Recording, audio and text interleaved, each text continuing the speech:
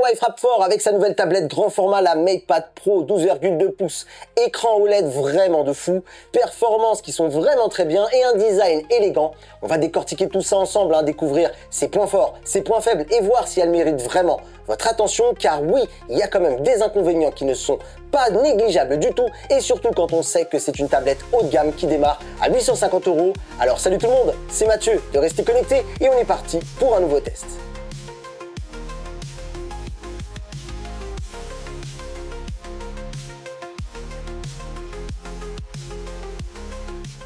Alors sur la chaîne, on n'est pas des grands pratiquants de unboxing, mais quand ceux-ci sont d'exception, moi pour ma part, j'ai très envie de vous en parler. Et qu'est-ce que j'ai trouvé donc à l'intérieur? Le chargeur déjà qui est là et qui est 200 watts, très pratique pour recharger rapidement la tablette, mais il a aussi une particularité très sympa, il a un port USB-A, USB-C pour pouvoir choisir n'importe quel câble sans trop se prendre la tête. Il y a aussi le cover avec le clavier intégré et le stylet M Pencil et une petite lingette que j'ai juste ici. Et anecdote, quand Quentin est passé me voir à la maison, qu'il a vu cette lingette, il m'a dit « Elle ressemble beaucoup à celle qu'Apple vend 20 €.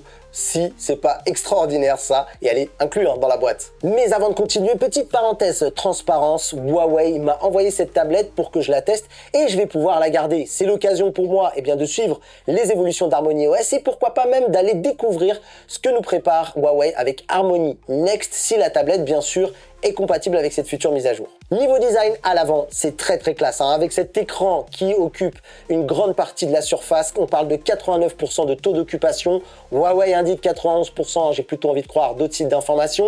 Mais à titre de comparaison, l'iPad Pro 13 de 2024, c'est 87%. Concernant le boîtier, le corps, à l'avant et à l'arrière, on est sur du revêtement en plastique qui pourrait d'ailleurs dénoter avec cet aspect premium dont Huawei catégorise sa tablette.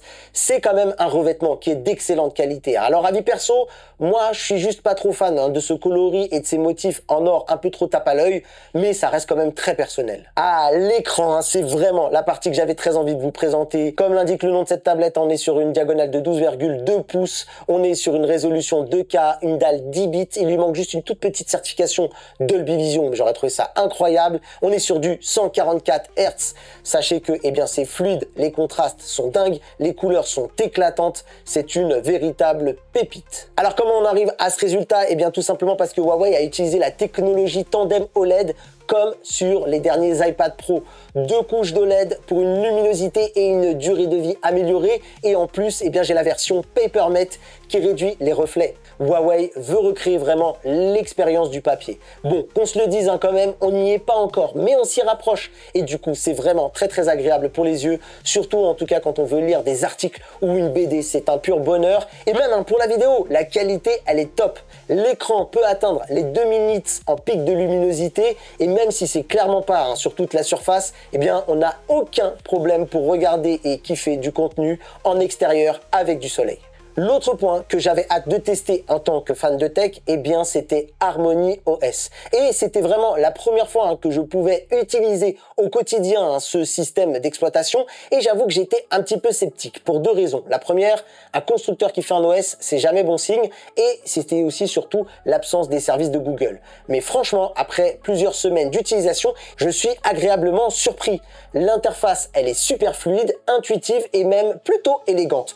On retrouve vraiment l'esprit d'Android, même Android pur je dirais, mais avec une petite touche Huawei et j'aime vraiment beaucoup les animations, les widgets et puis tout est super réactif niveau ergonomie. Franchement, c'est du tout bon. Alors après, je le rappelle, Harmony OS, c'est basé sur une version Android pur. Bon, le second point qui me posait problème, je viens de le dire, c'était l'absence de Google et du Play Store. Harmony dispose de son propre store qui s'appelle l'App Gallery. Il y a pas mal d'applications dedans, mais on a quand même des comportements un peu bizarres puisque, parfois, pour remplir artificiellement ce store, il nous redirige vers d'autres stores qui sont parfois un peu obscurs et il y a même carrément des liens morts. J'avoue, j'étais quand même très inquiet au premier contact, mais sachez-le, une solution existe. Cette solution, elle est directement dans l'App Gallery et elle s'appelle Aurora Store. C'est un genre de Play Store alternatif qui est sans pub et qui dispose de toutes les applications dont vous avez besoin. Moi, en tout cas, j'ai pu réinstaller toutes mes applications essentielles.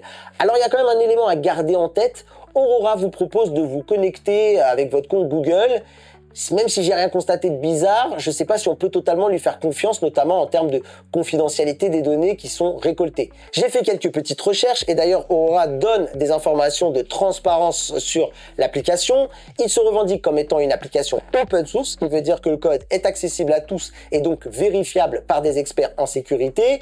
Ils disent aussi également qu'ils n'ont aucun lien de près ou de loin avec Google. Je sais que Huawei aussi m'a murmuré ce store à installer, mais qu'eux aussi également se défendent d'avoir quelques liens avec Aurora. Il n'y a pas de partenariat en particulier. Ils nous disent juste ça parce que c'est une solution qui vient pallier justement au problème des applications, notamment pour nous, les Occidentaux, qui sommes biberonnés aux services américains comme ceux de Google. Et d'ailleurs, concrètement, il n'est pas forcément nécessaire de connecter son compte, mais c'est tout de même conseillé. Faudra sans doute creuser un peu plus le sujet, mais bon, ici, on va pas partir là-dessus, sinon ça va rallonger la vidéo. Gardez-le juste en tête et n'hésitez pas à vous informer si ça vous inquiète. Moi, de mon côté, pour le moment, je l'utilise et tout se passe sans accroc. Niveau perf, on est sur un socle, le Kirin T91 qui dispose d'un processeur 8 cœurs et 12 Go de RAM.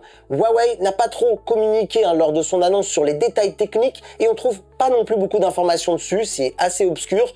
Ce que je constate quand même, c'est que ça sent que c'est pas du tout le socle le plus puissant du marché. Il est vraiment en retrait face à la concurrence.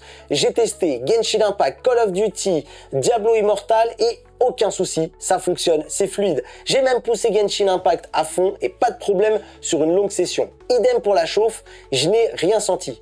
Bon, malheureusement, je n'ai pas réussi à faire fonctionner les manettes. J'avais des manettes Bluetooth Mad Cats qui étaient couplées mais qui ne m'ont servi strictement à rien. Et j'ai tenté de faire fonctionner ma manette Backbone qui, elle, se connecte uniquement en USB-C via un adaptateur et ça n'a pas fonctionné non plus. Donc, dommage que les manettes ne soient pas compatibles, sauf si peut-être vous en connaissez une qui l'est. N'hésitez pas à donner des références ou même vos astuces pour faire fonctionner des contrôleurs sur ce Harmony OS. Pour bien profiter d'une expérience gaming ou multimédia, Huawei a équipé sa MatePad Pro 12,2 de 8 haut-parleurs avec une chambre acoustique agrandie et ça se sent. On a un son qui est puissant et clair. Bon, après, on n'est pas non plus sur une installation hi-fi ou un home cinéma, mais si vous n'avez rien d'autre, croyez-moi, vous ne serez clairement pas malheureux. C'est très impressionnant comme qualité sonore, surtout quand on voit la finesse de cette tablette.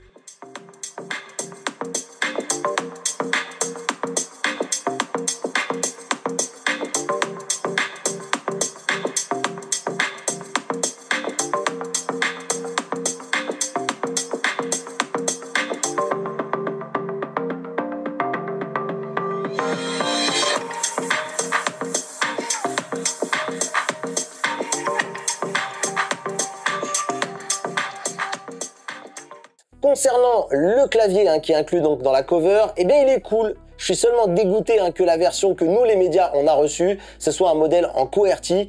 Il faut que je me réadapte à chaque fois que je veux l'utiliser. Mais vous, si vous décidez d'en prendre une, pas de souci, vous aurez bien un clavier en AZERTY.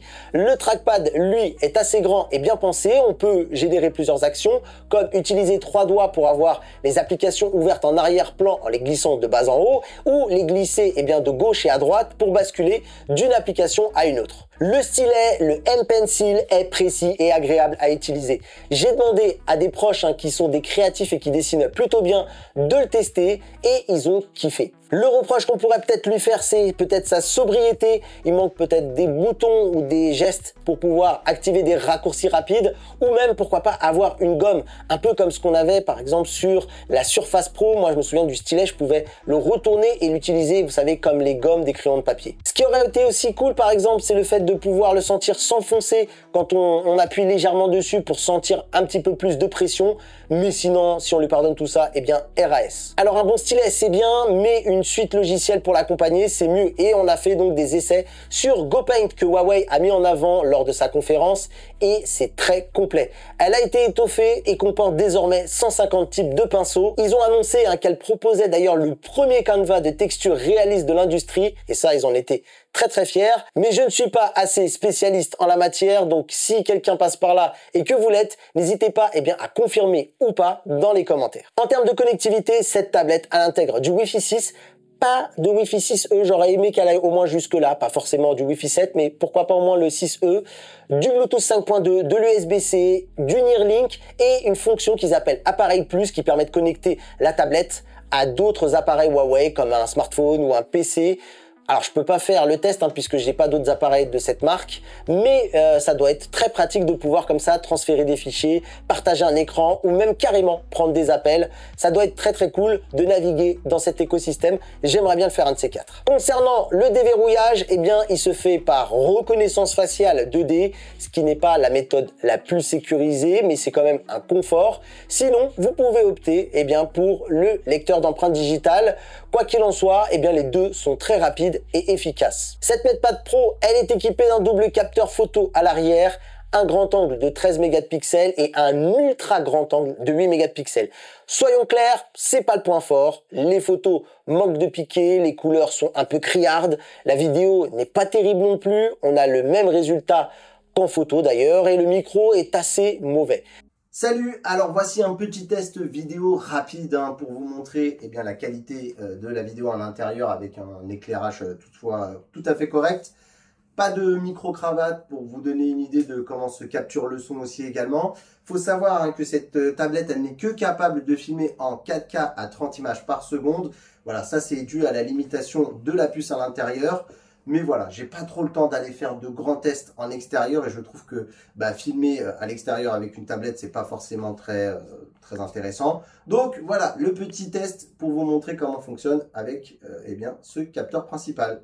Par contre, le contraste élevé des photos est un avantage, par exemple pour de la capture de documents. Le texte ressort très bien, même si l'image n'est pas totalement nette. Donc pour moi, c'est clairement des capteurs pour répondre à ce type de besoin. Et si on parle du capteur avant, eh bien vous le savez, c'est le parent pauvre des capteurs photo. C'est du 16 mégapixels, mais ne vous y trompez pas, la qualité est pas dingue. Alors je vous montre ici un petit exemple de ce que donne la caméra avant. Déjà, très bonne surprise, on peut filmer à 4K en 30 images par seconde uniquement. J'ai essayé de rebasculer pour voir un petit peu, parce qu'il y a un mode 60 qui est en tout cas présent, eh bien, en redescendant jusqu'en 720p, pas possibilité de monter ici sur cette caméra avant à 60 images. C'est vraiment réservé pour à partir de la 1080p sur la caméra arrière. Vous avez comme ça aussi un exemple sans micro-cravate, sans rien de la qualité sonore. Très attention par contre de ce que je remarque, c'est que dès que je touche un petit peu, malgré que le système de charnière avec le clavier est très robuste, et ça bougeote pas mal, donc il faudra vraiment essayer de ne pas toucher quoi que ce soit. Voilà, dès que je pose un petit peu, vous voyez la main sur le bureau, ça tremblote un petit peu, donc vraiment essayez de vous écarter si vous faites une visio. Bref, on va voir ce que ça donne. Moi, j'ai l'impression que pour l'instant, sur le rendu, ça a l'air très marqué. Genre, il y a beaucoup de contraste. J'ai l'impression que la colorimétrie, elle n'est pas super bien maîtrisée non plus. Parce que, par exemple, ici, il y a mes fenêtres. J'ai laissé volontairement comme ça. Ça tire trop un peu plus vers le jaune que dans la vraie vie, quoi. En réalité, on est plus sur du blanc. Donc, à vérifier, savoir ce que ça va donner sur le rendu. Mais voici un petit exemple. Si on aborde l'autonomie, eh bien, laissez-moi vous dire qu'elle est excellente. La batterie, elle est de 10 100 mAh et elle tient vraiment longtemps. J'ai fait des petits tests, comme par exemple pendant mon live XR360 et la tablette, elle m'a servi d'écran de retour et elle a tenu presque 3h51 en vidéo non-stop. Elle est passée de 83% à seulement 58% de batterie. Mon second test était de voir un petit peu comment elle se comporte en veille. Un soir, je l'ai laissée à 21h à 85% et le lendemain, elle était à 81% à 11h39. Comme je l'ai dit en début de vidéo, elle est livrée avec son chargeur 100 watts et elle est compatible avec la charge rapide turbo. Résultat des courses, c'est 85% en seulement 40 minutes et 55 minutes pour une recharge complète d'après mes mesures. J'en ai aussi profité pour lui faire passer un benchmark d'autonomie. Je vous mets les résultats. Ce que je peux vous dire, c'est qu'elle se positionne parfois même un peu au-dessus que des concurrents tels que l'iPad ou les Samsung Galaxy Tab Ultra. Et maintenant que je vous ai dit tout ça, eh bien passons à mon verdict final. Vous l'aurez compris, je suis très positif. La Huawei MedPad Pro 12,2, c'est une excellente tablette avec des points forts comme l'écran OLED. Il lui manque juste une certification Dolby Vision, ça serait parfait. Elle a des performances qui sont solides, une autonomie au top, un stylet très agréable à utiliser qui s'accompagne d'une suite d'ailleurs applicative assez complète. En revanche, il y a quand même quelques points faibles. La partie photo est décevante et les services Google peuvent être encore peut-être un frein pour certains. Personnellement, à date où je tourne cette vidéo, eh bien ce n'est plus forcément une crainte pour moi, je suis conquis. HarmonyOS est plus mature d'ailleurs que je ne le pensais et Aurora Store eh bien, vient pallier le manque d'applications que j'utilise au quotidien. Cette tablette eh bien, va définitivement intégrer mon écosystème perso et pro et pour son prix, elle me semble largement apte à se mettre en face des concurrents. Ne reste plus qu'à savoir si vous êtes prêt à mettre 850 € ou même 1000 € pour la version avec 512 Go de stockage. Est-ce que vous faites partie des utilisateurs occasionnels et dans ce cas-là, j'ai envie de vous dire, il vaut mieux opter pour une gamme moins chère. Et si vous êtes un gros utilisateur ou un gros consommateur de contenu sur tablette, et ben pour moi, vous pouvez très clairement considérer cette MatePad Pro comme une proposition plus que solide. D'ailleurs, si vous êtes convaincu et que vous souhaitez acheter la MatePad Pro 12,2, vous pouvez trouver des liens d'affiliation en description. C'est un bon moyen de soutenir la chaîne sans dépenser un centime de plus. Pour être totalement honnête avec vous, si vous passez directement par Huawei, j'ai une meilleure commission pour mon travail et donnant, elle propose aussi des offres. Au moment où je fais cette vidéo, Huawei propose des écouteurs sans fil d'une valeur de 100 €, ce qui peut être très cool si vous en avez besoin, et si vous n'en avez pas besoin, vous pouvez en retirer encore un petit billet, ou vous avez le choix avec une petite souris sans fil qui coûte elle beaucoup moins cher à 19 €. En tout cas, quoi qu'il en soit, n'hésitez pas à y jeter un œil, on n'est jamais à l'abri d'une bonne surprise. Mais moi, j'ai une dernière interrogation pour vous. Maintenant que vous avez vu ma vidéo, est-ce que Huawei reste un constructeur que vous allez toujours laisser de côté à cause du manque de services de Google, ou est-ce que vous songez à tenter votre chance? Et pour tous ceux qui utilisent déjà leurs produits au quotidien, n'hésitez surtout pas à nous laisser votre témoignage, je suis sûr que ça en aidera beaucoup. En tout cas, l'espace commentaire est là pour ça et je vous y attends et j'ai même très hâte de vous lire. Il ne me reste plus qu'à vous remercier d'avoir regardé cette vidéo. N'oubliez pas de liker, de vous abonner, de commenter et de faire sonner la cloche pour ne rien manquer des prochaines vidéos. Vous pouvez retrouver d'ailleurs d'autres prises en main de produits, par exemple de Huawei, comme cette montre qui a une fonctionnalité inédite, je vous en dis pas plus.